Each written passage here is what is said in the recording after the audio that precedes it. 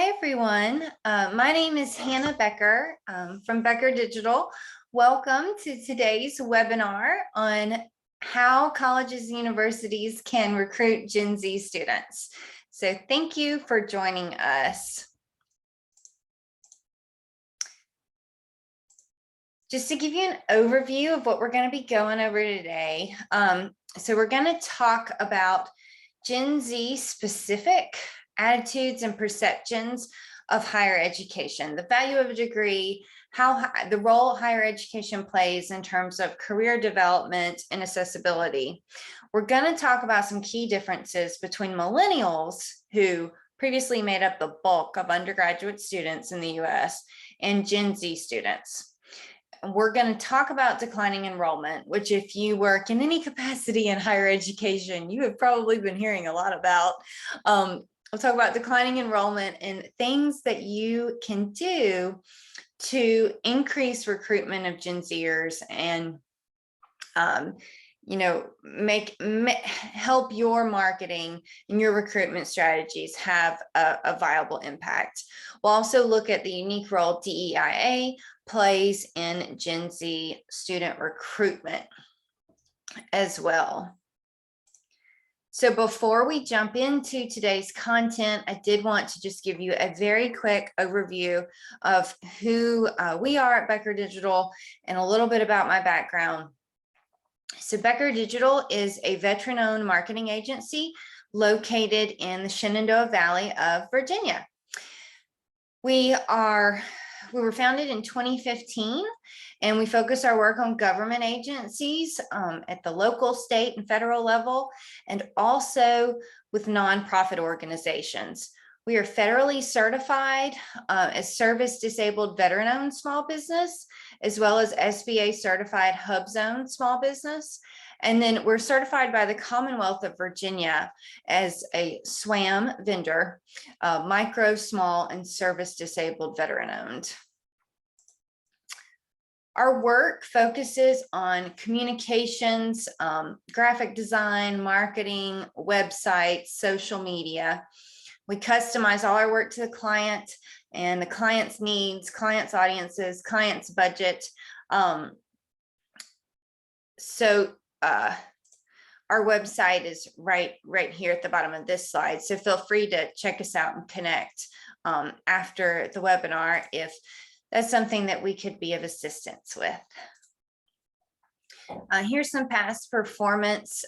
Over the years, we have had the opportunity to support both 2- and 4-year colleges in the public and private sector across multiple states. So this is a topic that is very near and dear to my heart. It's higher education projects are something that I get really excited about, have experience working with, and really enjoy, because when our higher education institutions are succeeding, we are making impacts on, our future, the future generation, and the ripple effect of that is just, immeasurable. So I actually came from academia.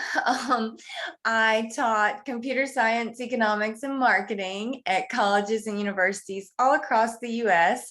We're a military family, so we moved around a good bit. And today I work as the Vice President and Creative Director at Becker Digital. And I serve on the Armed Forces Communications and Electronics Association Cyber Committee. So digital communications and social media is kind of my passion, my focus. I have my email up there. I know we're going to cover a lot of material today, but if we get to something and you want to talk more about it or you have a question, feel free to shoot me an email. And with that, we'll jump in. So higher education, the higher education landscape, rapidly changing. It's been hit with a lot here lately from demographic changes, like with the generations, kind of the departure of millennial students and the emergence of Gen Zers, who are changing many sectors.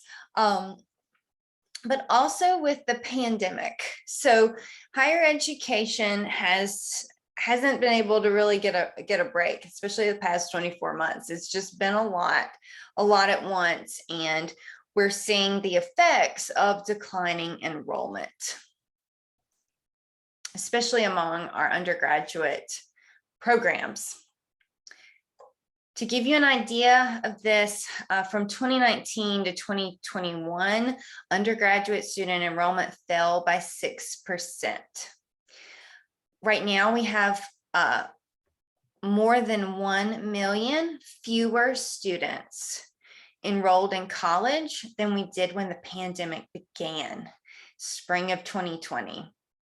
So chances are, if you work for a college or university, these trends, these patterns are on the forefront of everyone's mind. What are we going to do if these trends continue? And how can we intervene in a way that promotes sustainability and success of the institution, and helps us kind of evolve with these changes? So that's what we'll look at today. Enrollment has been trending downward in both undergrad and graduate programs since 2012. So that component's not new. But when the pandemic hit, we saw this kind of super dip in enrollment. And that coincides with when we see a generational shift. So we had millennials. Modern colleges and universities were entirely built around the millennial model of higher education. Millennials are the largest generation in America today. So they were a force to be reckoned with in the sense that not only were they the largest, they became the most educated generation as well. And so we've seen a shift outside of the pandemic. We've seen a shift in generations, and now we have Gen Z students, and Gen Zers are the generation right behind millennials, and they're very different, which hence the webinar. So we'll get into that. Just to give you kind of a little more visuals, everyone's feeling this. Public, private institutions, 2 years, 4 years, community colleges bore the brunt initially, but it's widespread. So to interpret the chart here, this is from 2018 to 2022. So it includes data from before the pandemic. We've got different spring semesters broken up by different colors. So the blue is spring of 18, the red spring of 19, green spring 2020, that epic spring when the pandemic hit.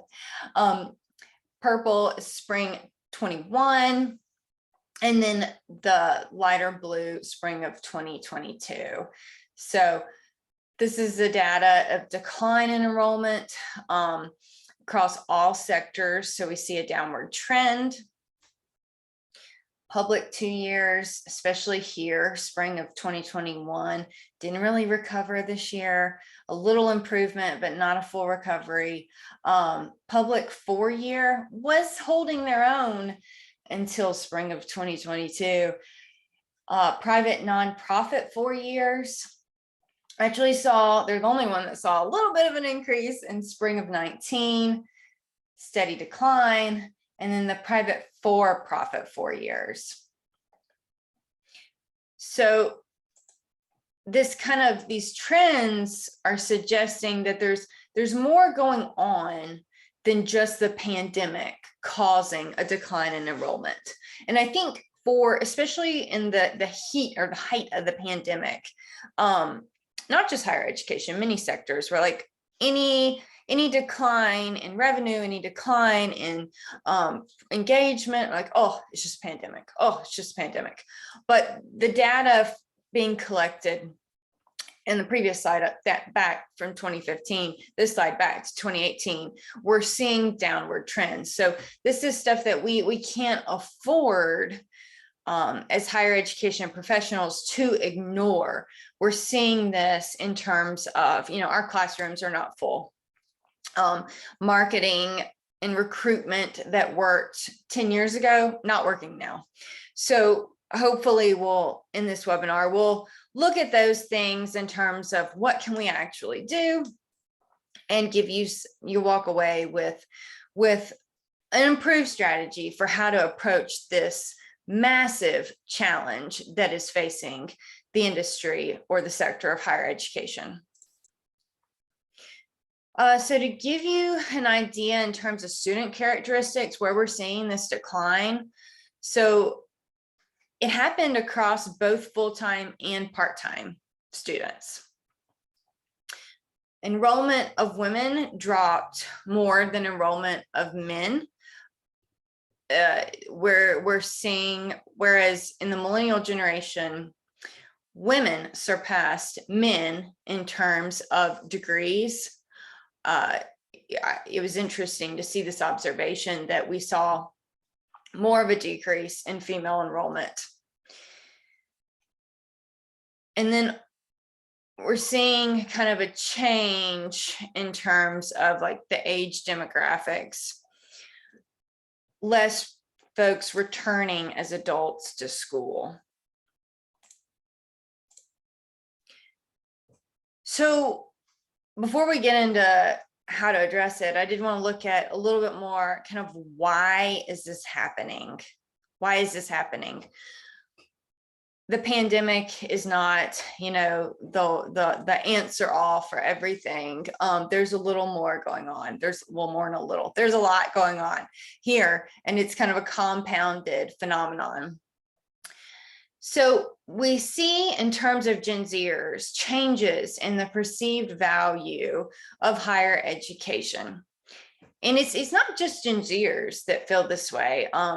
The student debt crisis that we observed in the 2000s and 2010s, past 2 decades, has changed how people view is getting a higher education worth it.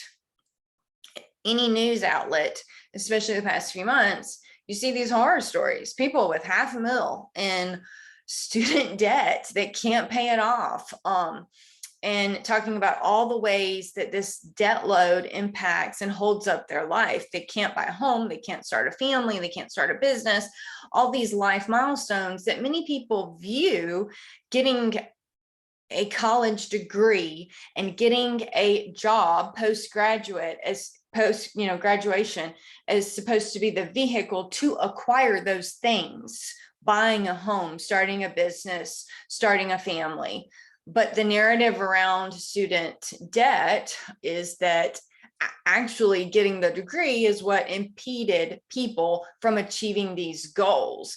So as higher education professionals, we need to be aware that this is the messaging that many people are receiving just in any media, popular media outlet. There's also been kind of an increased accessibility in terms of alternative career development opportunities. In the middle of the Great Recession, you had to have a college degree if you wanted a decent job. The job market was very competitive. You needed that degree. Now the job market's hot. I mean, where I live, there's entry-level high school degree required. That's it. You start at $20 an hour plus healthcare and full benefits. This is more than what college graduates were being offered when I graduated undergrad in 2010. And that includes adjusting for inflation. So people are seeing that there's opportunities to get what they want in the short term, a good job, without requiring the investment, which they view as possibly a liability in terms of student debt, through higher education. This increased accessibility of certifications, the Google certificates, many of them, they're graduates after just a few months of getting an online Google certificate. They're starting out at 60K, jobs at 60K a year. This is what we're competing against in higher education. On-the-job training is being offered, apprenticeships and entrepreneurship is considered a very viable career opportunity, especially with Gen Zers, which we'll get into. But these are competing priorities and competing venues and routes to professional success. There's also pandemic-related concerns. Students don't want to pay, tens of thousands of dollars to go to a college where they're just going to spend most of the semester quarantined in the dorm. That's not the college, experience.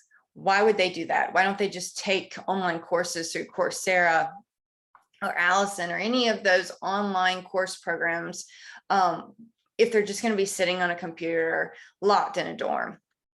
So the pandemic kind of brought that challenge that higher education, at least in my lifetime, had not faced before.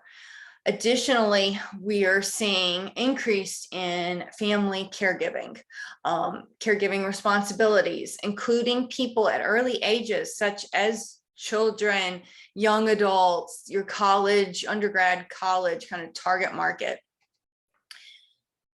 We have increased disability rates across the United States, long haul COVID survivors.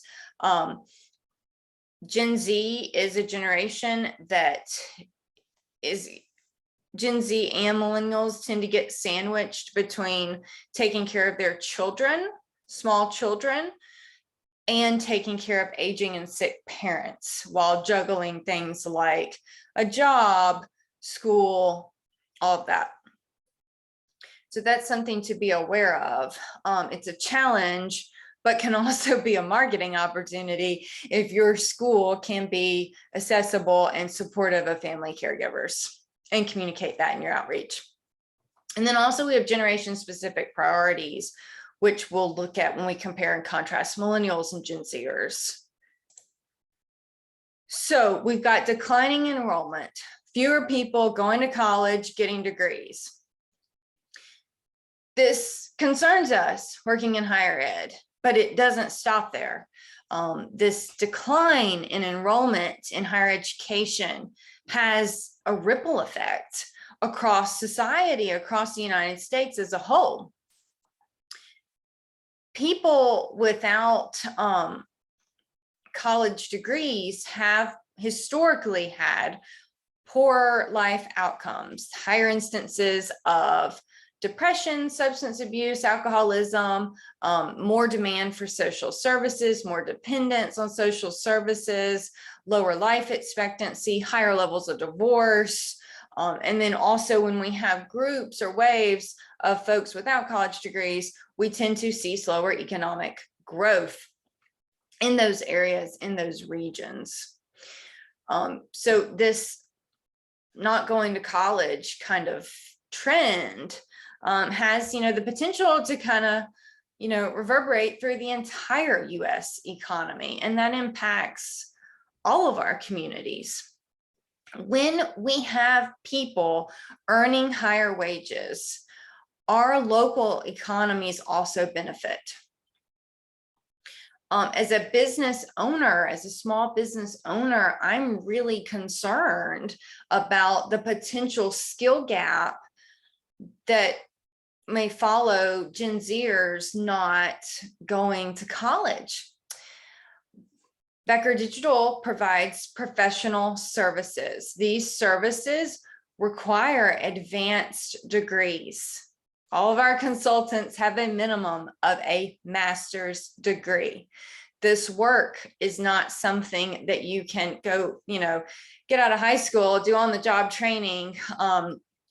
It's an advanced level blend of psychology, business, marketing, and tech skills. And businesses like mine, the dilemma there, the kind of the pain point that we'll face if Gen Zers do not go to college is, we can't run a business if we can't find people to work in the business. And so that's just from a professional services standpoint, medical services, academia with the faculty shortages, especially in the STEM departments. These are things that people opting to not go to college, we will fill in multiple sectors. Whereas many of the options for not going to college, just taking, that $20 an hour, only in high school degree required job, where that can get sticky is as we see increased automation. So this will make college graduates more and more valuable to our economy, but may leave many people, halfway through their career without a viable work option. The job market's really hot right now. Most of us were alive, or at least aware of when the job market's not hot, like the Great Recession, what that does to the economy and individual and career progression. So a college degree makes a difference. Historically, college graduates are more likely to vote than people that do not have college degrees. They are more likely to be civically engaged. They are more likely to volunteer their time in their community. They are more likely to earn incomes that help them kind of achieve that middle class status than people without college degrees. They're also more likely to own a home and more likely to not be dependent on social programs such as Medicaid for their health needs.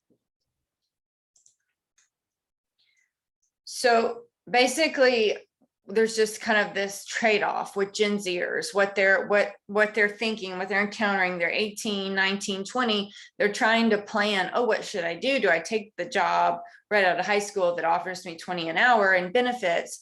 Or do I invest in myself and go to college? So it's kind of a comparison and contrast for them, short-term benefits of a high hourly wage versus long-term benefits of a degree. So this is stuff to kind of think about in terms of the marketing that admissions department, your communications department puts together. We need to emphasize lifetime value and speak to that concern directly. In one study from Georgetown said that in terms of college degree, so bachelor's degree holders, they were earning a median of 2.8 million during the lifetime of their career, which was 75% more than folks that just had a high school diploma from in the same location. So I thought that was interesting, kind of the lifetime impact of a college degree on potential earnings. All right. So now I want to get into millennials and Gen Zers and talk about how they approach higher education differently and just some ways you need to update how you're recruiting students. So millennials and Gen Zers are not the same. They're two very distinct, different generations. All too often, marketing professionals tend to loop them in like the under 40 crowd, but there's some key differences here, and that's what I wanted to tease out, and as it relates to higher education. So millennials, you'll see different year spans in terms of how these generations are defined, but for the kind of the working definition that we'll use for this is that millennials are born between 1980 and 1996. They're also known as Generation Y, less so now, but if you're looking at research from like 10 years ago, you may see more of them being called Generation Y. They're the largest generation in American history, and they're continuing to grow through immigration. They're also the most educated generation in American history. Modern colleges and universities are built around the millennial higher education model. They are built around the millennial student and the millennial student's needs and preferences, which don't necessarily translate directly to what Gen Zers want. Hence more of a challenge on Gen Z recruitment. So millennials were the most ethnically and racially diverse generation in the US. However, Gen Z's outpaced them on that front. In terms of what they prioritized, self-expression, very goal-oriented, high levels of skepticism, idealism, and openness to technology. Some were born before, cell phones, the explosion of the internet, social media, which made them a little ambidextrous in terms of what marketing worked. Gen Zers, we'll see, are true digital natives. The majority of them do not remember a world without cell phones and social media. So our working definition for today in terms of who is a Gen Zer, born between 1997 and 2012. They are on track to be the most ethnically diverse generation in American history and are true digital natives. They're also more likely than millennials to be a second generation college graduate. Gen Zers are typically the children of Gen Xers, the generation right before millennials. So they have a different perspective in terms of what they prioritize, their beliefs, their value systems than what we were seeing with millennials. And if you think about kind of the events that these two generations encountered as they developed their value system, it isn't really much of a surprise. For millennials, the Great Recession and 9/11. I mean, that shaped their economic skepticism, their interest in entrepreneurship, even their views around social justice, aspects of that. Gen Zers, many Gen Zers weren't even born during 9/11. Like, they have no recollection of it at all. They don't remember it. They weren't alive during that time. It's just something they heard about. Also, the Great Recession didn't impact Gen Zers as much as it did millennials who were getting their start professionally in the middle of this. So we see kind of those differences shaping and influencing Gen Z attitudes about education, finance, and career development. The Great Recession isn't something they necessarily felt, but it's something that they heard about. Gen Zers are true digital natives. Over 98% of them own a smartphone, and nearly half of Gen Zers spend more than 10 hours a day on their mobile device. So digital communications is key when reaching Gen Zers. Gen Zers have a shorter attention span than millennials do. Typically, you got about 8 seconds if you're going to capture the attention of a Gen Zer.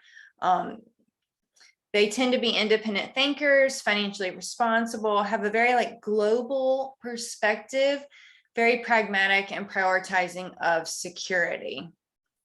They don't want to end up like how millennials did with massive loads of student loan debt and having to delay having children and buying houses and all of that. So they've kind of taken a different approach. In terms of Gen Z priorities, when it comes to higher ed, they're looking for something different than what millennials were looking for. Millennials were showing up on college campuses and being like, this is my career goal. This is what I want. I need to get 3 degrees between now and then to access that. I'm willing to invest time and money into that.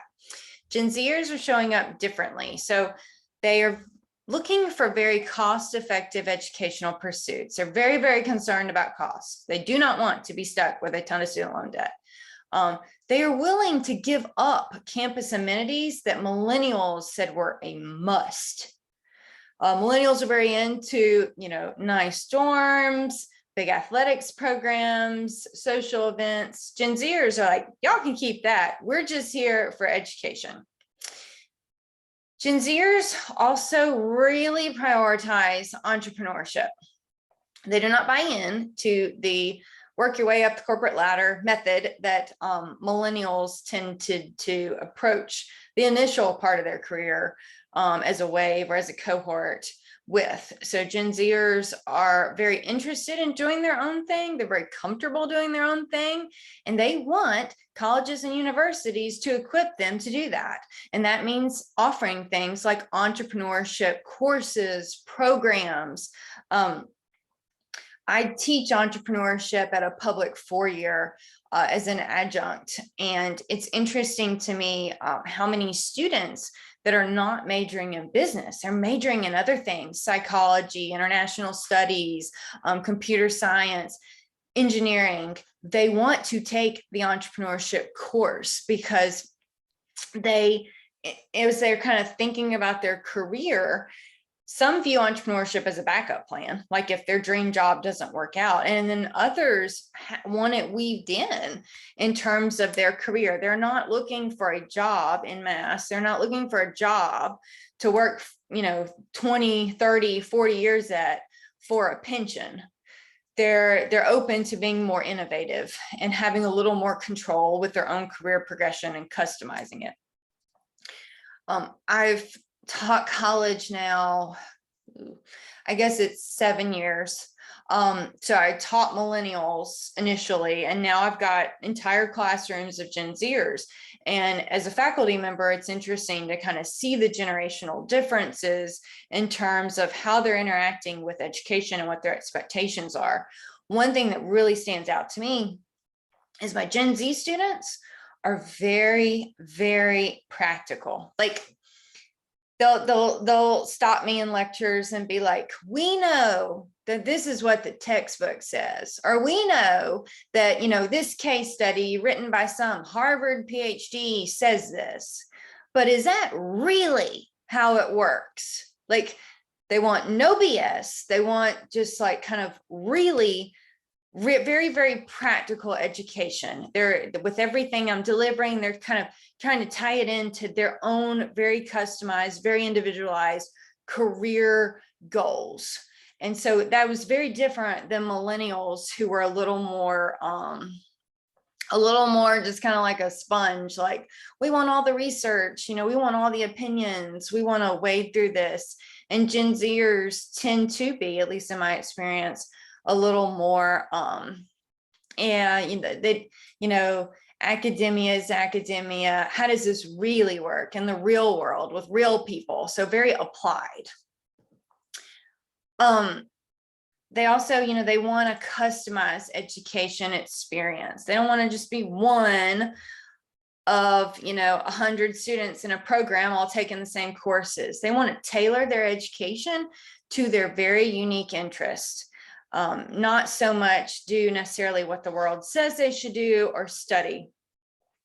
They may want to minor or get a concentration in something that isn't traditionally associated with their major, and they're okay with that. Millennials were putting together their degree programs based on, how will this make me attractive to a potential employer? Gen Zers are more like, this is what I'm interested in. This is what I'm going to study. This is how I'm going to do it.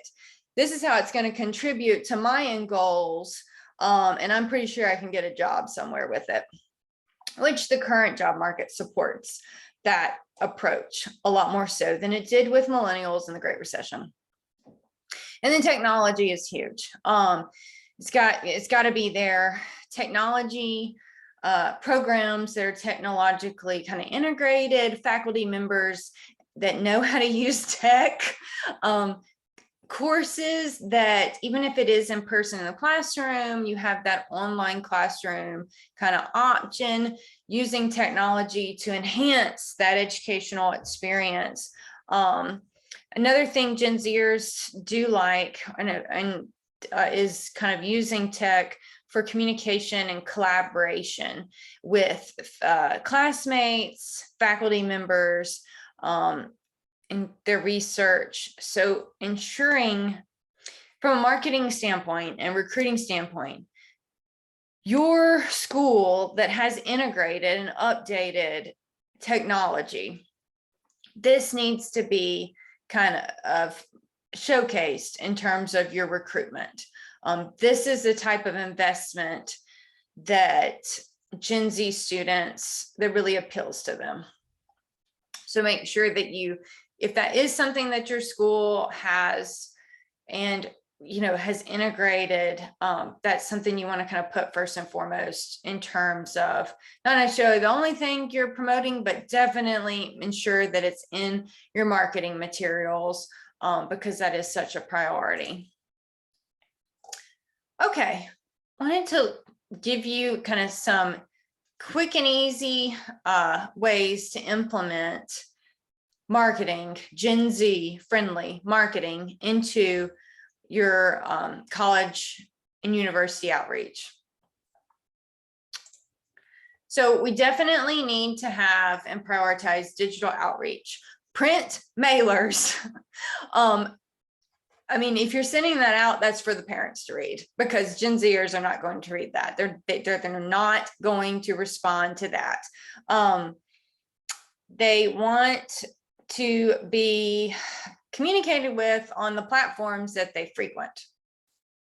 Emails, Gen Zers tend to associate with work, stuff their parents do. And they're actually more responsive to input from their peers than they are from their parents, which is a key difference between millennials and Gen Zers. Millennials were very responsive to input from their parents as opposed to peers. So that's kind of a generation distinction. There's also, given that, there's the opportunity for colleges and universities to leverage what's called the influencer effect or influencer marketing to enhance their outreach. You can do this through student takeovers of things like Instagram stories, behind the scenes, spotlighting students with like Q&As, and then also creating these opportunities for user-generated content. When you're doing campus visits, you're bringing students, prospective students on campus. There needs to be Instagrammable backgrounds and hashtags being used for them to snap photos in front of and post. The idea with this in terms of marketing is these prospective students are going to high school with hundreds of other students who are also, many of them, looking at colleges. And if they see what their peers are doing, and it looks Gen Z friendly or, kind of tailored to them, that's something that they'll be more responsive to than a traditional ad. Gen Zers tend to just be completely immune to traditional advertisements. They just tune it out. It's a lot of noise online, and they focus on user-generated content, kind of that digital word of mouth from their peers. We also want to make sure that we're on the right social platforms. Facebook, that's for college student parents, or the parents of college students. LinkedIn is for alumni. And in terms of Gen Zers, you need to be on Snapchat, TikTok, Instagram, and YouTube. That's kind of like a non-negotiable. Your institution needs to not only be creating content or facilitating the creation of content, such as user-generated content on these platforms, but also, when possible, creating accounts there. When marketing to Gen Zers, everything needs to be customized. So just a photo of happy, smiling college graduates as a sponsored Facebook post isn't going to cut it. You need to customize ads. You need to customize the approach with prospective students. With Gen Zers, face-to-face interactions are very effective. In-person interactions are very effective, albeit somewhat challenging, or has been over the past few months with the pandemic. Also, having conversations online through messaging apps, chats, that type thing. When you're sending your reach out emails and even mailed letters, you need to customize them to the prospective student's interests. So when you've got that kind of sales funnel or lead funnel online that you're trying to collect information on prospective students so that you can send them more information, you need to be asking questions about what their interests are, not just what major they're interested in studying, but interests in terms of clubs, activities, that type of thing. You can use that information to deliver very customized outreach that addresses their concerns, their interests. Also with our marketing, we need to emphasize the value of a degree. Millennials in mass, they're not a monolith, but in mass, millennials valued higher education. That was a high priority for them, even though it cost a lot of money, and for many involved incurring massive amounts of debt, they valued it. You can't take that for granted when it comes to Gen Zers. They do not value it in the same way as millennials did.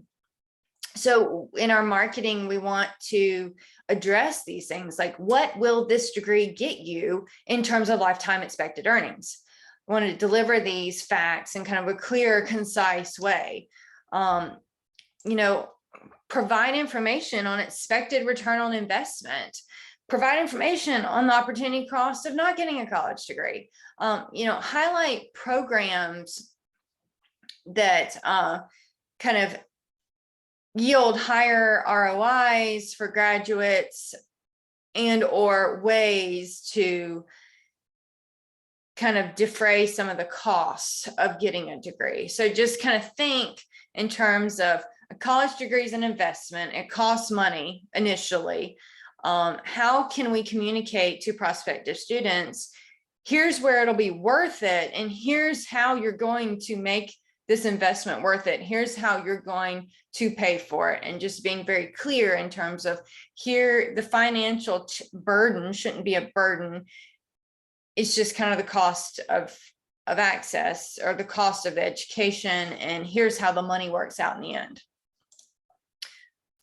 We also want to spotlight alumni and current students and their impact. So we want to publish very clear graduate outcomes data. We want to show what a degree from our institution got people. And we want diversity in this. We want to highlight diversity across multiple demographics, so that Gen Zers can the goal is that they'll see kind of themselves in this outreach. And then also we want to take a fresh look at traditional programs. So you may have departments at your college or university that have been there for over 100 years. What they were doing 100 years ago isn't what they're doing now. Kind of take a fresh look. One really good way to weave into this is with entrepreneurship.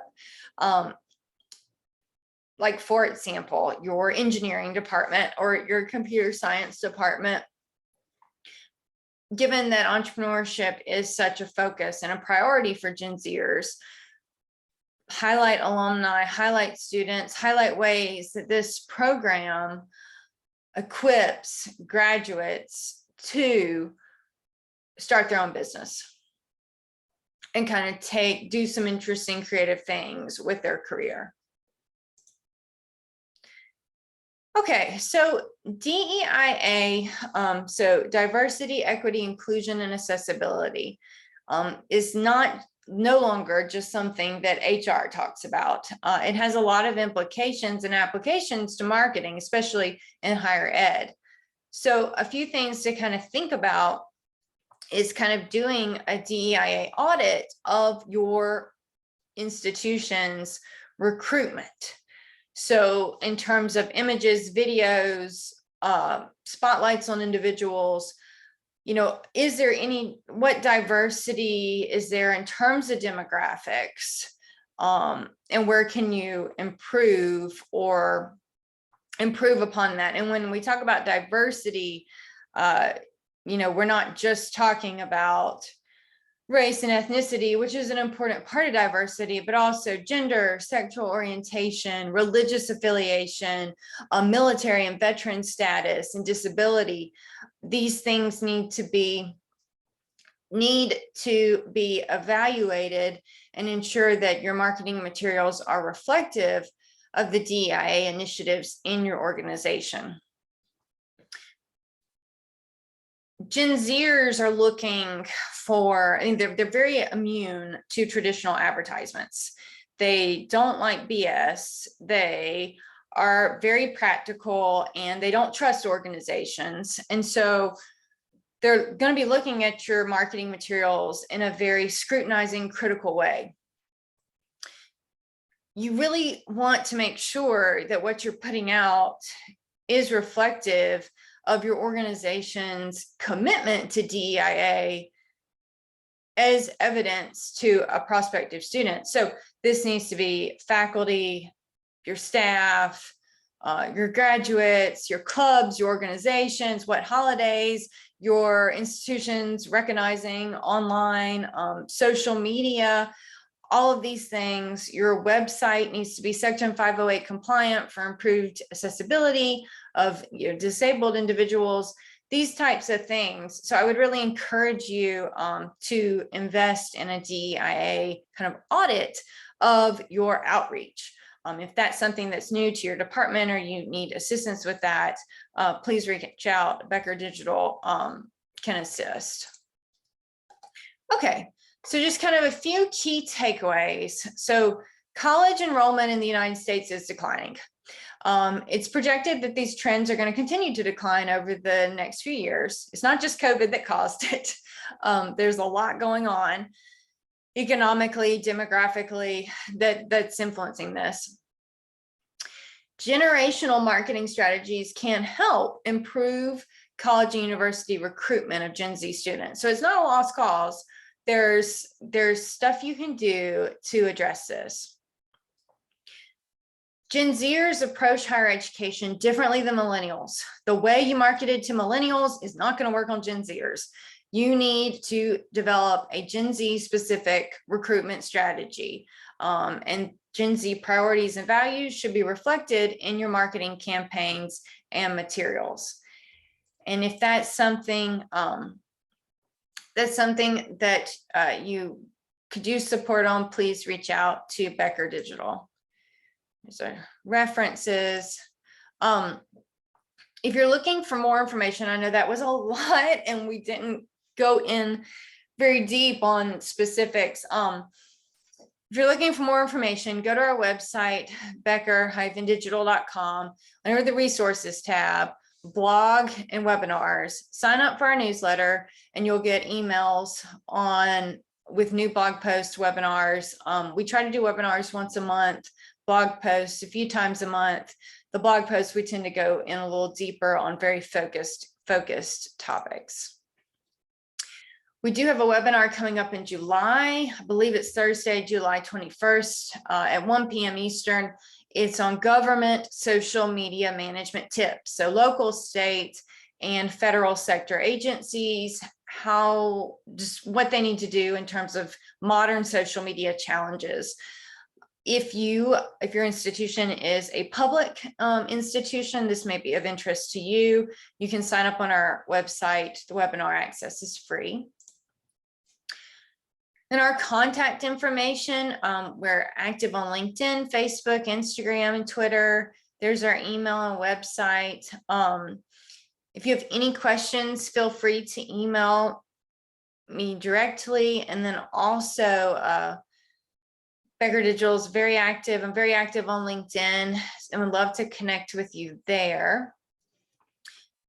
As mentioned, we do work with higher education clients. So if that's something that you're looking to contract out as for additional support or bring on a consultant, we would love to discuss kind of your institution's specific needs. So feel free to reach out to us and schedule just a discovery call to chat about that. And that is all I have for today. Thank you so much for sharing your afternoon with me. I hope this was helpful and that you walked away with some actionable kind of strategies for improving the sustainability of your college and university.